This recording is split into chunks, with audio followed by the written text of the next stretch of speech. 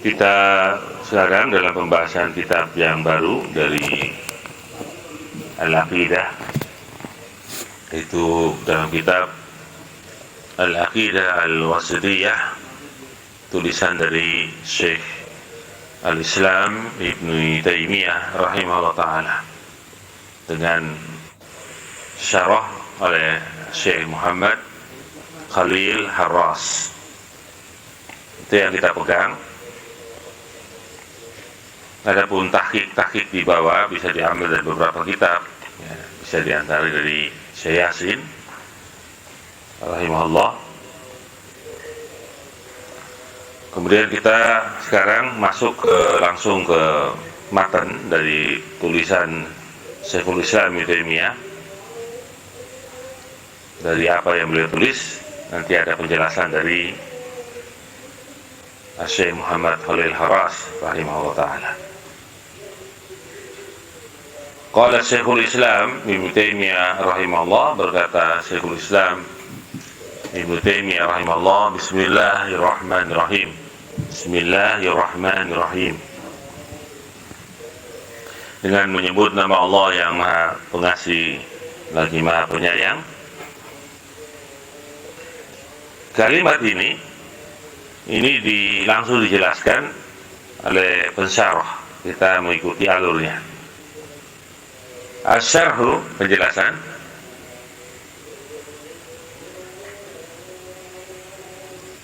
Ikhtalafal ulama'u fil basmalah. Para ulama rahimahullah, mereka berselisih di dalam ucapan basmalah, Bismillahirrahmanirrahim. Hal hiya ayatun min kulli suratin tutihat biha, au hiya ayatun mustaqillatun unzilat lil fasli baina atau lil fasli biha baina suwar wa li tabarruki bil ibtida'i biha. Apakah Bismillahirrahmanirrahim ini adalah satu ayat dari seluruh surat atau setiap surat yang dibuka dengan Bismillah ini, atau dia adalah ayat yang bersendirian yang diturunkan untuk memisahkan antara satu surat atau memisahkan surat-surat yang ada, dan dalam rangka mencari keberkahan dengan pembukaan dengan ucapan Bismillahirrahmanirrahim. Ini ma'ruf ya, perselisihan ini, tapi beliau membukanya bagus karena mengucapkan tentang perbedaan dalam Al-Quran, apakah dia satu ayat yang sendiri atau ayat yang masuk pada setiap surat. Wal mukhtar, yang terpilih adalah al-qaul atsani, itu ayat yang terpisah, yang sendiri, tidak masuk kepada setiap surat, untuk memisahkan antara satu surat dengan surat yang lain. Jadi kamu membaca Qul huwallahu ahad, baca Bismillah dulu. Membaca Qul a'udzu birabbil falaq juga baca Bismillah dulu. Itu ayat yang terpisah, yang memisahkan antara satu surat dengan surat yang lain. Ini pendapat yang rajih, yang benar. Itu masalah Bismillahirrahmanirrahim. Wattafaqu ala annaha juz'u ayatin min suratin Naml. Mereka bersepakat bahwasannya Bismillahirrahmanirrahim itu satu bagian ayat dari surat yang ada pada surat An-Naml. Itu kalau bunyinya innahu min Sulaiman wa innahu bismillahirrahmanirrahim. Itu dalam surat An-Naml. Mereka sepakat itu adalah salah satu bagian dari surat An-Naml. Wa ala tarkiha fi awwali suratil Bara'ah, dan meninggalkan membaca Bismillahirrahmanirrahim di awal surat Bara'ah, surat At-Taubah. Kita tidak membaca Bismillahirrahmanirrahim di awal surat At-Taubah atau Bara'ah, ya. Li'annaha, karena surat Bara'ah ini ju'ilat hiya wal anfal ka suratin wahidatin. dia dijadikan dan dengan surat Al-Anfal seperti satu surat. Untuk melihat demikian, jadi tidak dibaca Bismillahirrahmanirrahim pada awal surat At-Taubah. Sepakat para ulama demikian. Kemudian qala rahimallah al-ba'u fi bismi, itu Bismillahirrahmanirrahim, ada bi, ba dibaca bi, huruf jar, lil isti'anah, untuk memohon, meminta pertolongan, itu maksudnya. Wa hiya muta'alliqatun bi mahdhuf, yaitu ba yang dibaca bi di sini itu berkaitan dengan apa yang dihapus. Qaddarahu ba'duhum fi'lan, sebagian ulama mentakdirkan, mengkira-kirakan yang dihapus itu adalah fi'il. Wa qaddarahu ba'duhum isman, dan sebagian mentakdirkan, mengira-ngiranya dengan isim. Nanti saya akan jelaskan. Saya baca dulu ucapan beliau ini. Wal qaulan mutaqariban, dua pendapat ini berdekatan dalam hal kebenarannya. Wa bikullin warada fil Quran, setiap dari pendapat ini datang dalam Al-Quran. Seperti pendapat yang pertama, takdirnya adalah fi'il. Qala ta'ala iqra bismi rabbika alladzi khalaq. Iqra, bacalah. Jadi yang ditakdirkan, yang dihilangkan itu fi'il. Di sini kebetulan yang dicontohkan fi'il amr. Baru ucapan apa? Bismil. Bismi. Itu dalil. Wa qala, pada takdirnya isim, bismillahi majriha.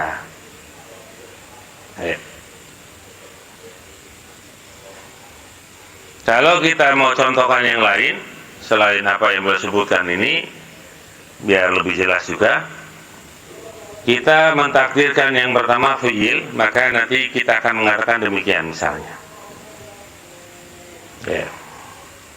Bismillahi aktub. Bismillahi aktub misalnya. Dengan menyebut nama Allah aku menulis. Jadi sebelum menulis dia menyebutkan apa? Bismillah, kemudian aktub, aku menulis. Ini yang ditakdirkan fi'ilnya, aktubu. Kalau kamu mau menulis. Kalau kamu mau makan, apa mas? Bismillah akul. Eta?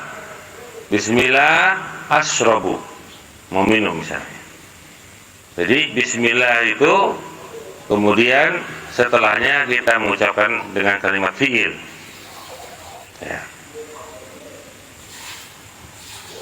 Contoh yang kedua yang ditakdirkan isim itu seperti kita juga mau menulis Bismillahi kitabi. Kitabi itu bentuknya mudhaf, mudhaf ilaih. Isim masdar kitabun disandarkan pada dhamir ya mutakallim menjadi kitabi. Atau yang lainnya seperti tadi yang kita inginkan apa. Jadi setiap orang yang ingin melakukan suatu perbuatan itu dimulai dengan bismillah misalnya. Maka nanti kalau dia menggunakan fi'il misalnya bismillah asyrabu, bismillah aku mau minum. Paham ya? Berarti kita mengucapkan bismillah itu dalam rangka mencari apa? Meminta pertolongan kepada Allah. Ya. Kalau mau dikatakan berkah, mencari keberkahan dengan baca-baca bismillah dari ucapan bismillah. Kemudian baru minum. Bismillah asyrab. Bismillah aktub. Bismillah aku menulis. Dan bentuknya isim sama saja, bismillah kitabi. Ya, dengan bentuk isim, tidak ada masalah. Baik. Itu penjelasannya. Wa yahsunu ja'lul muqaddar mutaakhiran, dan bagus menjadikan yang ditakdirkan itu terakhir. Li'anna al-isma ahaqqu bitaqdim, karena isim itu lebih berhak untuk didahulukan. Jadi fi'il itu diakhirkan dibandingkan dengan isimnya. Wa li'anna taqdim al-jar wal majrur yufidu ikhtisas al-ismi al-karim bi kaunihi mutabarrakan bihi. Karena mendahulukan jar dan majrur, bismi, jar dan majrur. Jarnya huruf jar bi, ba dibaca bi, ismi itu majrurnya. Yufidu akan memberikan faedah ikhtisas pengkhususan al-ismi al-karim kepada nama yang mulia. Bikaunihi dengan keadaannya mutabarrakan bihi yang dicari berkah dengannya. Paham ini? Berarti baca apa mas? Bismillahi. Nah, ketika antum menyebutkan Bismillahi, berarti di situ jar wa majrur, kemudian baru sebutkan apa? Allahi. Paham itu? Sebagai bentuk nama yang mulia yang dengannya kita mencari berkah dengannya. Paham itu? Ya. Baik. Wal ismu, sekarang berbicara tentang kata isim itu sendiri. Setelah kita membaca masalah jar wa majrur, didahulukan apa menjadi alasannya, sekarang kita berpindah kepada kata al ismu. Ini baru bismillahirrahmanirrahim, ini pembahasannya begini. Nanti setelahnya insya Allah lebih gampang lagi dari pembahasan matan yang ada. Ini bismillahirrahmanirrahim memang pembahasannya kalau para ulama itu seringnya membahasnya rinci. Ya. Wal ismu, isim, huwa al-lafdu al-mawdu li ma'nan ta'yinan lahu au tamyizan. Nah, lafaz yang diletakkan kepada suatu makna, itu untuk penentuan untuknya atau tamyizan, membedakan dari yang lainnya. Ini salah satu bentuk pengertian isim. Waktu lifa fi asli istiqaqihi, tetapi mereka juga berbeda di dalam asal pecahan kata ini. Dari mana pecahan kata ini?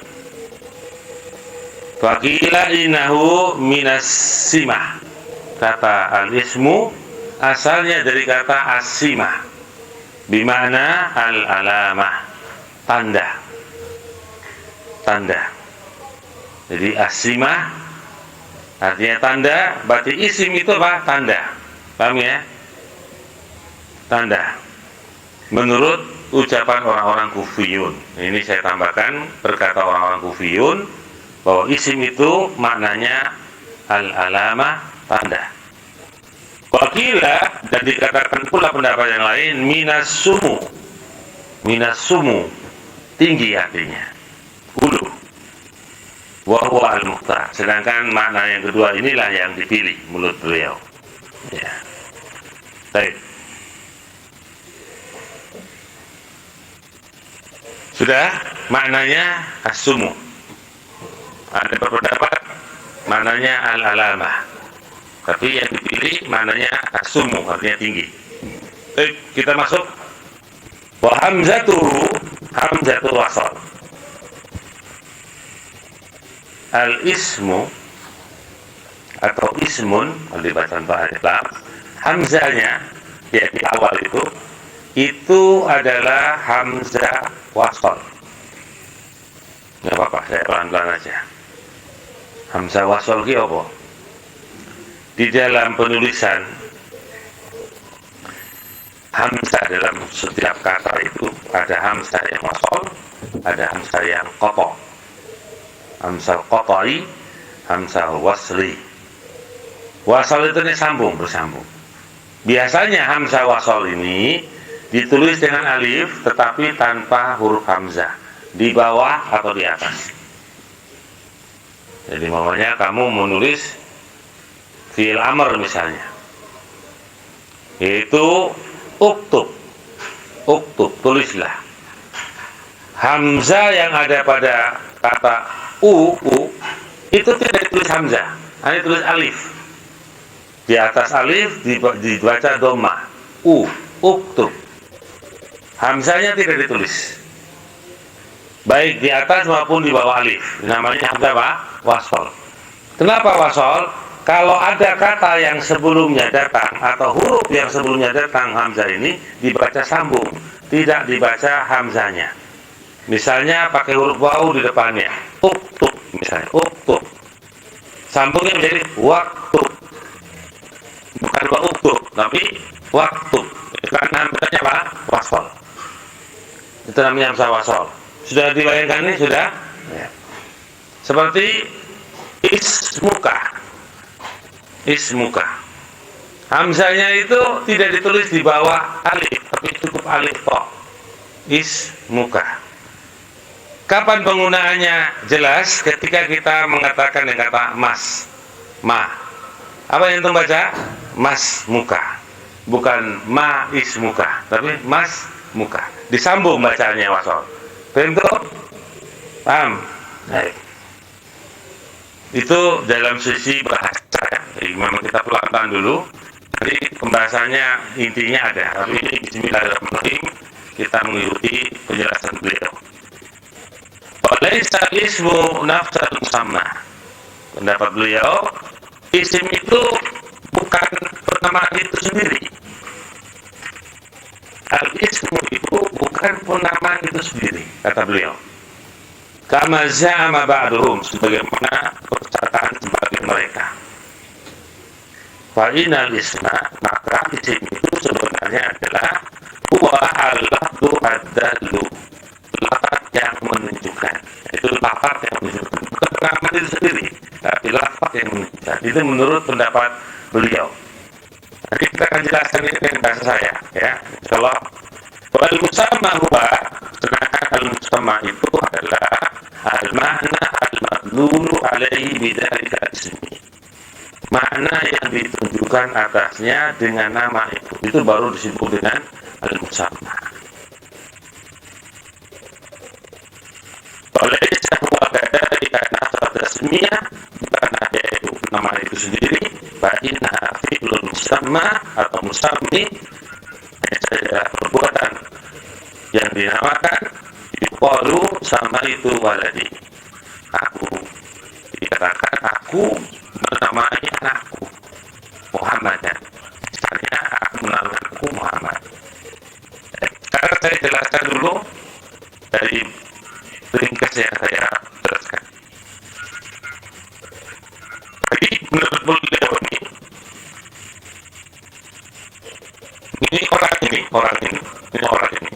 ini orang. Dinamakan siapa? Namanya siapa? Hendrik. Ini orang namanya siapa? Ini orang dinamakan apa? Ini orang. Nah, menurut beliau nama Hendrik, nama Anin, nama Abdul Mufal itu bukan isim. Nah, menurut beliau. Nah, menurut pendapat yang lain itulah yang namanya isim. Sesuatu diberi nama padanya. Nah, ini misalnya orang punya mobil, dia saking cintanya pada mobil, benda mobil itu dinamai dengan nama tertentu. Misalnya si cepat. Si cepat itu namanya isim. Ini saya mendengarkan saya yang menulis tentang isim. Tapi gitu. Tapi beliau mengatakan isim itu sebenarnya lafaz yang menunjukkan, bukan penamaan itu sendiri. Lafaz yang menunjukkan, bukan penamaan itu sendiri. Di depan, mobil yang mogok namanya apa mas? Mobil yang mogok apa? Tuh, ada si jago mogok, namanya ku berikan. Keluar bengkel sebulan masuk lagi. Kata temanku, jangan begitu dong namanya. Dengan alasan ayahnya nanti marah. Mogok lagi.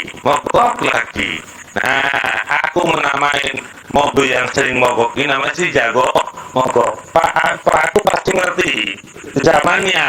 Kalau antum masih bingung karena bukan zamannya. Ya? Sudah berapa? tepati. Zaman dulu ada lagunya seperti itu, si jago mogok nama aku berikan, tua bengkel sebulan masuk lagi, kata kawanku jangan gitu namanya, dengan alasan ayahnya nanti marah. Itu bayanin. Nah, itu penambahan si jago mogok itu namanya isim kalau menurut pendapat selain beliau ini. Itu paham udah. Nah, itu dulu. Tapi yang terpilih sebenarnya itu yang benar.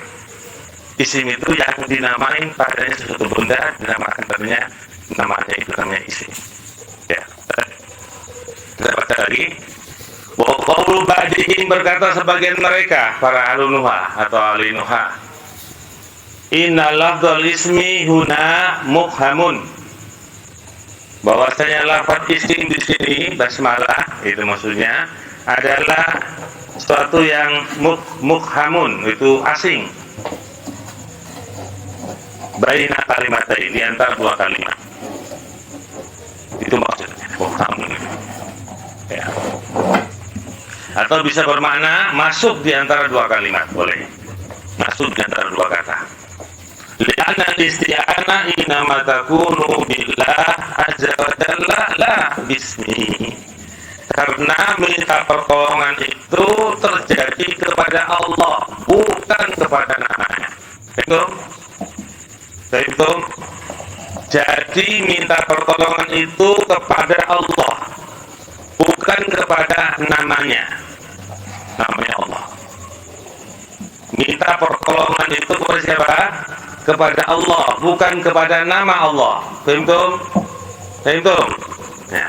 Ini alasan orang yang kedua berpendapat bahwa yang namanya isim itu adalah yang masuk di antara dua kata. Ya, maksudnya apa? Bahwasanya kalau kita menyebutkan bismillah misalnya, itu kita mohon pertolongan bukan kepada namanya, tetapi kepada Allah itu sendiri. Kenapa? Yang memberi pertolongan siapa? Allah. Paham? Nah, yang minta pertolongan itu kepada Allah, yang memberi pertolongan siapa? Allah Subhanahu wa ta'ala. Jadi bahasa seperti ini lebih menguatkan kita ya, kepada apa yang kita pahami. Jadi laisa bisayin, bukan sesuatu. Di anal murad dzikr ismil karim bil lisan, hanya saja dimaksudkan menyebutkan nama yang mulia itu dengan lisan saja. Kama fi qoulihi, sebagaimana dalam firman Allah, sabbih isma rabbikal a'la, itu diucapkan dari lisan. Sucikanlah nama Rabbmu yang maha tinggi. Sabbihuna biqan bismi rabbik, bertasbihlah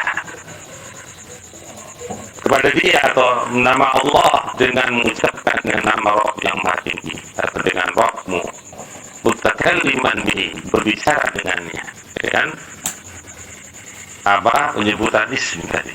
Fal muradu at-tabarruk bil iktida bi ismi, maka yang dimasukkan dengan mencari berkah itu dengan memulai menyebutkan nama Allah. Itu betul. Baik itu.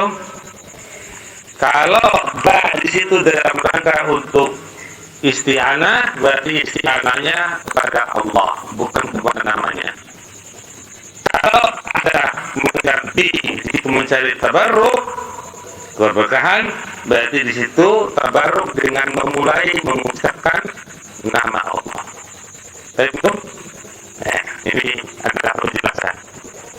Jadi harus dibayangkan seperti itu. Kalau kita mau mohon pertolongan menyebutkan nama Allah Bismillah, itu maksudnya memohon pertolongan kepada Allah. Dengan menyebutkan nama Allah Bismillah atau panjangnya Bismillahirrahmanirrahim misalnya, untuk mencari berkah itu dengan menyebutkan, mempikirkan nama Allah Bismillah. Baik itu. Ya. Itu pembahasannya. Sekarang kita masuk wasmul jalalah, sekarang isim al-jalalah. Apa itu mas? Allahu. Lafaz jalalah Allah, Bismillah. Ini Allah ini akan dijelaskan.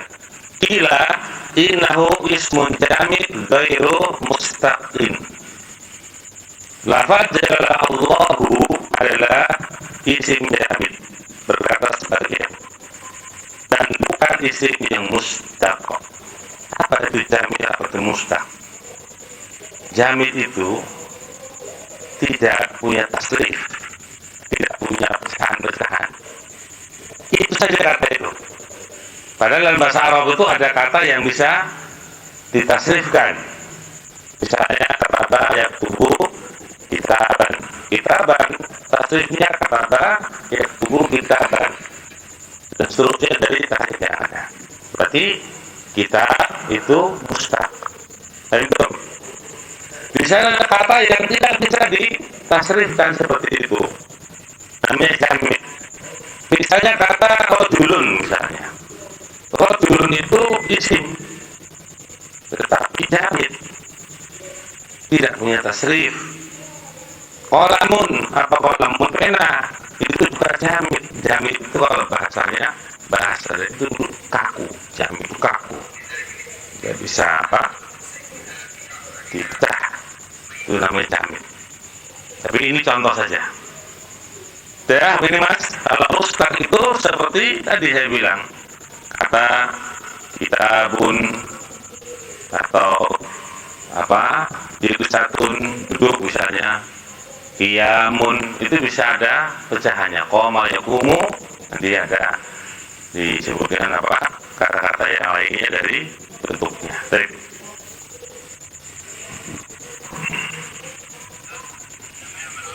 Kalau begitu kita akan baca lagi. Di anal istiqaq yastalzimu maddah yustaqu minha. Kalau dia seandainya isim yang istiqaq dan bisa dipecah, apa jala Allah itu mengharuskan materi yang akan dipecah darinya. Wasmu ta'ala qadim, sedangkan nama Allah itu qadim, dahulu, artinya tidak ada awal, tidak ada yang mendahulunya. Allah itu, nama Allah itu tidak ada yang mendahulunya. Paham ini? Sudah sejak dulu ada, yang tidak ada awalnya. Paham itu maksudnya? Paham? Nah ini mau ini. Wal qadim, sedangkan yang namanya dahulu dan tidak ada awalnya, itulah madatalah, tidak punya materi padanya. Berarti ini mau membawa kepada kita alasan bahwa nama Allah itu apa? Jamid, bukan mustaq. Kalau mustaq itu pasti membutuhkan materi yang akan dipecah. Padahal nama Allah itu qadim, tidak ada awalnya. Sedangkan yang qadim tidak ada materi padanya. Ini untuk mau menguatkan bahwa nama Allah, lafaz Allahu adalah isim yang jamid, bukan yang mustaq. Dari pendapat ini. Baik. Insyaallah. Baik. Wa huwa kasairil a'lam al-mahdhah, sebagaimana seluruh isim-isim alam yang murni, allati la tatadammanu sifatin taqumu bimusammayatiha, yang tidak mengandung sifat yang berdiri dengan penamaan-penamaannya. Wasahih, tapi kata beliau yang benar itu anahu mustaq. Isim ini, isim lafaz Allah itu, Allahu itu mustaq menurut beliau. Jadi ini sedikit itu. Baik. Sekarang kenapa beliau membenarkan mustaq? Karena asal kata Allah itu dari apa mas? Dari kata alihah atau alaha, ya lahu uluhatan wa ilahatan wa uluhiyatan, sehingga ada pecahannya. Nah maka mustaq itu intinya. Baik. Sekarang waktu kita di mabdai istiqaqi, mereka berselisih dalam masalah mustaqnya. Beliau sudah menguatkan yang mustaq, beliau membicarakan mustaq ini. Memulai sumber awal dari pecahan tadi. Kita nggak mau saya terjemahkan yang pas ya, pecahan saja. Faqila dikatakan dari kata min alaha ya'lahu uluhatan wa ilahatan wa uluhiyatan. Artinya apa, Mas? Yang disembah, yang diesakan. Bimana abada ibadatan, itu beribadah maknanya. Wakila sumbernya dari kata aliha, bukan alaha, tapi aliha dikasih lam, dengan lamnya dikasrokan. Itu ya lahu bifatihah alahan ida tahayyar. Ya, dibaca ya lahu dengan fathah, alahan itu bentuk masdarnya. Apabila dia itu tahayyar, tahayyar maksudnya tafakkar. Ya. Baik. Wasahi al-awwal fahuwa ilahun. Yang benar sumbernya seperti yang pertama tadi, alaha itu menjadi ilahun. Ya, itu yang benar. Jadi bagaimana maksudnya? Maksudnya kata Allah itu dari asalnya al-ilahu, itu maksudnya. Al-ilahu pakai alif lam, kemudian hamzahnya dihilangkan, kemudian digabungkan apa? Lam yang ada ya dengan Allah itu menjadi apa? Allahu. Itu prosesnya. Nah, maka mustaq itu benar, tetapi sumbernya yang benar itu dikata ilahun, itu al-ilahu. Itu simpulannya. Jadi nama Allah itu asal dari mana? Dari kata al-ilahu. Kemudian dihilangkan hamzahnya, kemudian idghamkan, digabungkan menjadi kata Allahu. Dan dia mustaq. Begitu sudah? Ya, mustaq. Itu kesimpulannya. Jadi pembahasan tadi memang kita membingungkan. Ini, tapi kesimpulannya ini. Paham sudah? Bima'na ma'luh, yaitu yang diibadahi atau yang diusahakan. Ma'budin, yang diibadahi. Walihada qala Ibnu Abbas radhiyallahu anhuma, oleh sebab ini Abdullah bin Abbas mengatakan, Allahu dzul uluhiyah wal ubudiyah ala khalqihi ajma'in. Allah itu memiliki sifat uluhiyah yang diibadahi, diesakan, wal ubudiyah yang diibadahi atas makhluknya seluruhnya. Baik. Sudah ini? Wa alal qauli bil istiqaq, dan atas pendapat bahwa nama Allah itu istiqaq pula, yakunu wasfan fil asli.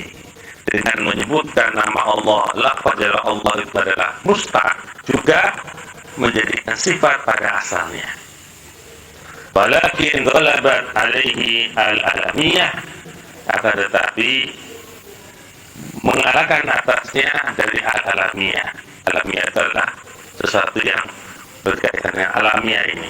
Penamaan-penamaan manusia itu namanya alamiah. Dan lafaz Allah juga masuk padanya juga alamiah. Tetapi kita tidak menyadarkan kepada Allah hal tersebut. Kita mengatakan lafaz adalah Allah. Dia lebih ma'rifah dari sekedar isim alamiah yang lainnya. Fatajali alaihi baqiyatul asma akhbaron wa usofan. Maka berjalan atasnya nama-nama yang lainnya selain dari Allah, itu ada Ar-Rahman, Ar-Rahim, Al-Ghafur, dan seterusnya. Sebenarnya nama Allah itu berjalan padanya akhbaron, baik secara pemberitaan maupun secara sifat-sifat. Yuqalu Allahu Rahmanun Rahimun Sami'un Alimun. Untuk mengatakan apa? Allah Rahmanun Rahimun Sami'un Alimun, kama yuqal Allahu Rahman Ar-Rahim. Sama itu. Sudah ini? Sudah? War-Rahman Ar-Rahim. Sekarang terakhir dari kata yang ada, Bismillahirrahmanirrahim. Bismillahirrahmanirrahim. Sudah? Pembahasannya sudah jelas tadi semua. Sekarang tinggal kata Ar-Rahman ya Ar-Rahim. Ismani karimani min asma'il husna. Dua nama yang mulia dari nama-nama Allah yang baik. Dallani ala tisafihi ta'ala bisifati rahmah. Dua nama ini menunjukkan kepada pensifatan Allah yang Maha Tinggi dengan sifat apa? Ar-Rahmah. Dua nama ini menunjukkan sifat apa Allah? Ar-Rahmah, kasih sayang. Wa hiya sifatun haqiqiyatun lahu subhanahu. Ar-Rahmah itu adalah sifat yang hakiki yang dimiliki oleh Allah yang Maha Suci. Alama yaliku bijalali, atas apa yang sesuai dengan kemuliaan Allah. Sifat rahmat, sifat hakiki bagi Allah yang sesuai dengan kemuliaan Allah. Berarti tidak sama dengan makhluknya, sesuai dengan kemuliaan Allah. Rahmatnya Allah itu sesuai dengan mulianya Allah. Kalau rahmatnya manusia itu ada embel-embelnya. Betul enggak? Seorang manusia disifati rahmah, boleh, tetapi bukan hakiki. Ada perkara yang kurang, karena dia manusia makhluk, pasti ada embel-embelnya. Tresno waro wong itu ada embel-embelnya, betul nggak Mas? Katanya tresno. Nah, berarti ada kekurangannya. Nah, punya Allah itu sempurna, hakiki. Paham ya, Din? Kemudian wala yajuzul qawlu bi anna al-murada biha lazimuha. Maka tidak boleh berucap bahwasanya yang dimaksudkan dengan al-lazimnya, keharusannya, ka iradatul ihsan wa nahwi, sebagaimana berkehendak kepada kebaikan dan semisalnya. Kama yaz'umu al-mu'attilah, sebagaimana yang disangka oleh orang-orang yang menolak nama-nama Allah dan sifat-sifat Allah dari kelompok al-mu'attilah. Wa sayati mazidu bayani lidalik insyaallah, dan akan datang tambahan penjelasan yang demikian itu jika Allah menghendaki. Insyaallah akan datang tambahannya. Itu selesai dari kata Ar-Rahman Ar-Rahim, nama Allah yang mengandung sifat apa? Ar-Rahmah, hakiki bagi Allah, sesuai dengan kemuliaan Allah Subhanahu wa ta'ala. Sekarang kita berpindah. Waktu lifa fil jam'i bainahuma. Mereka berpendapat adanya perselisihan ketika dijamakkan kedua nama ini. Jadi satu baris kalimat dijadikan satu, Ar-Rahmani Rahimi. Faqila al-murad bir-Rahman alladhi wasi'at rahmatuhu kulla syai'in fid dunya. Kalau Ar-Rahman itu maknanya adalah luasnya rahmat Allah kepada seluruh segala sesuatu di dunia ini. Itu dari kata Allah Ar-Rahman. Rahmatnya itu meliputi segala sesuatu di dunia ini. Kalau nama Ar-Rahman, rahmatnya itu meliputi segala sesuatu di dunia ini. Paham dong? Wa inna sighatal fa'lan, karena dia memiliki sighah fa'lan, Rahman. Apa Mas? Fa'lan, Rahman, sama. Tadulu alal imtila wal kasrah, mengandung makna memenuhi dan banyak. Berarti Ar-Rahman memiliki sifat rahmah untuk segala sesuatu di dunia ini. Ya. Ar-Rahim punya sifat apa? Ar-Rahmat juga. Tetapi alladzi yahtassu bi rahmatihi al-mu'minin fil akhirah. Itu rahmat yang khusus kepada orang-orang beriman di akhirat nanti. Itu dari kata namanya Ar-Rahim. Jadi setiap nama Allah pasti mengandung apa? Sifat. Ar-Rahman punya sifat apa? Ar-Rahmah. Ar-Rahim punya sifat apa? Ar-Rahmah. Tetapi Ar-Rahman dengan sifat Ar-Rahmah tadi itu untuk segala sesuatu, meliputi segala sesuatu di dunia ini. Sedangkan Ar-Rahmah dari nama Ar-Rahim itu adalah rahmat bagi orang mukmin di akhirat nanti. Wakil al-aks, dan dikatakan apa? Itu lawannya. Nah, ini ada pendapat ya. Baik.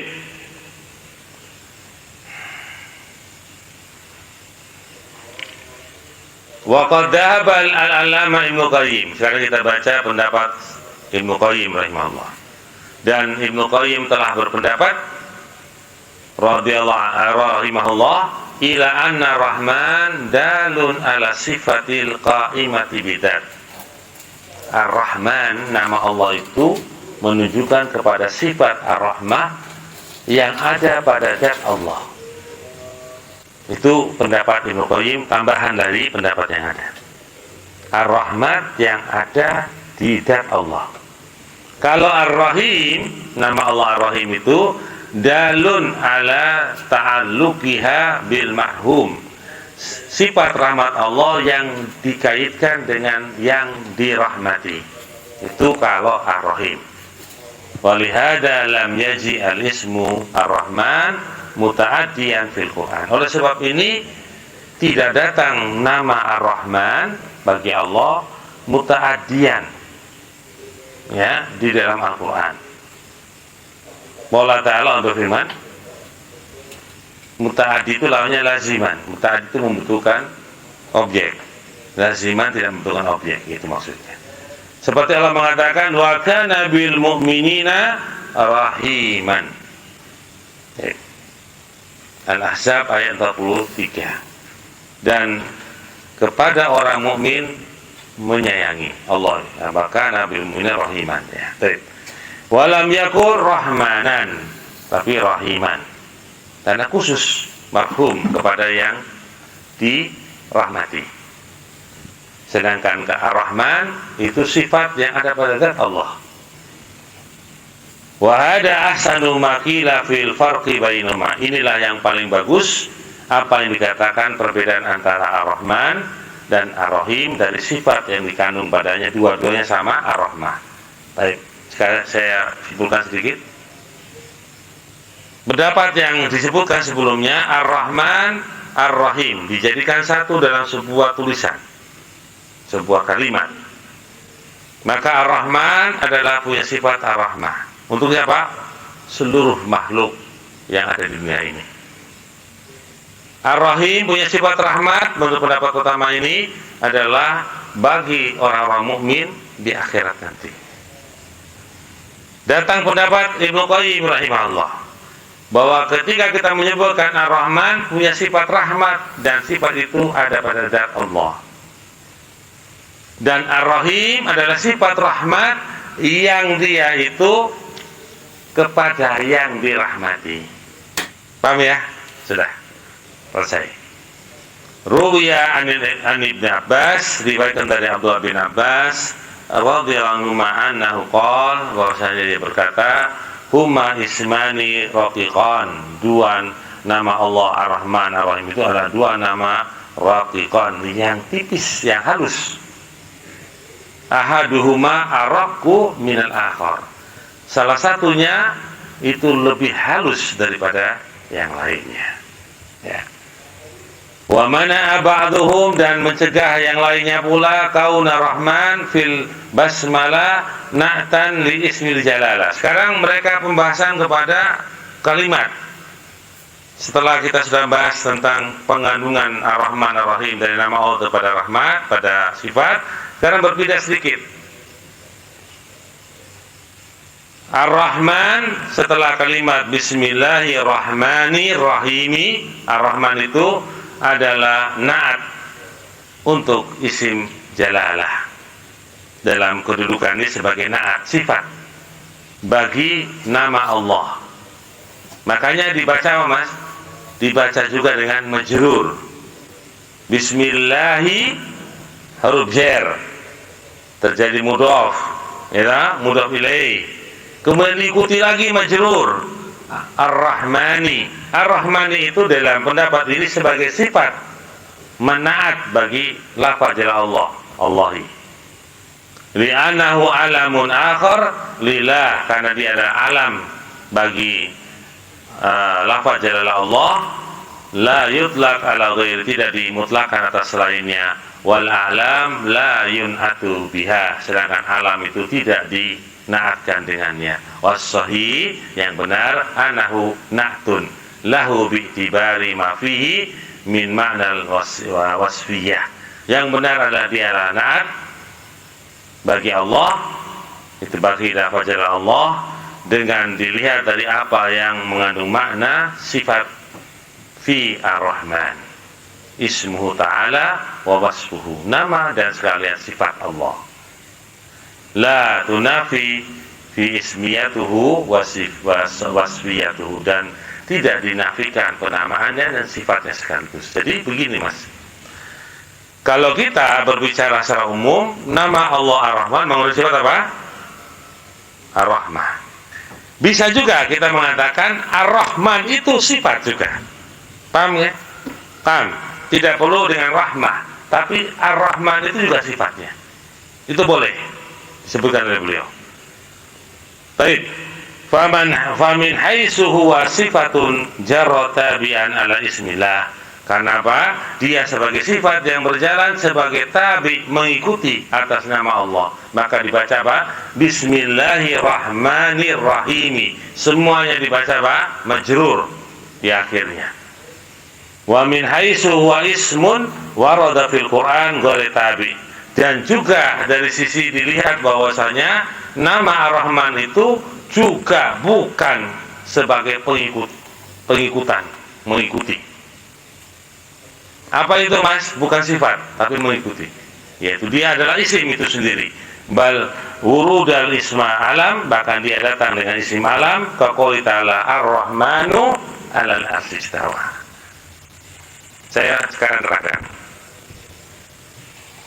Kita berbicara sekarang tentang dia itu bisa naat, dia juga bisa sekaligus sebagai nama. Itu ada orang mengatakan nggak mungkin Ar-Rahman itu naat bagi Allah, karena dia alam, nama. Paham ini? Kemudian yang benar dia naat. Alasannya ada. Pertama, alasannya Ar-Rahman itu bisa menjadi sifat bagi Allah. Paham ini sudah? Karena dia juga bisa menjadi nama bagi Allah. Dari dalil yang ada, pertama Bismillahirrahmanirrahim.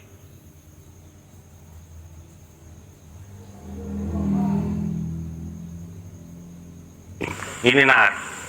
Dalil yang kedua, dia sebagai nama. Ar-Rahman itu nama, bukan sifat. Pada kata Ar-Rahman 'alal 'arsy istawa. Paham itu? Iya. Jadi kita boleh mengatakan begini dan begitu. Ar-Rahman punya sifat Ar-Rahmah. Ar-Rahim punya sifat Ar-Rahmah.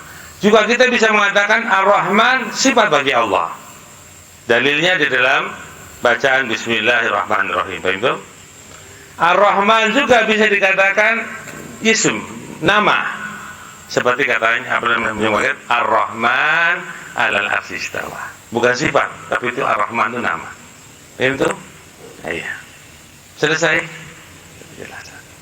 Nanti cuma Ustaz saya selesaikan biar enggak tertunda. Nah, nanti besok baru kita mulai masuk ke dalam pembahasan yang beliau sebutkan. Barakallahu fikum. Pembacaan basmalah ini juga cukup bagus ya. Subhanakallahumma bika, asyhadu an la ilaha illa anta, astaghfiruka wa atubu ilaik. Assalamualaikum warahmatullahi wabarakatuh. Sudah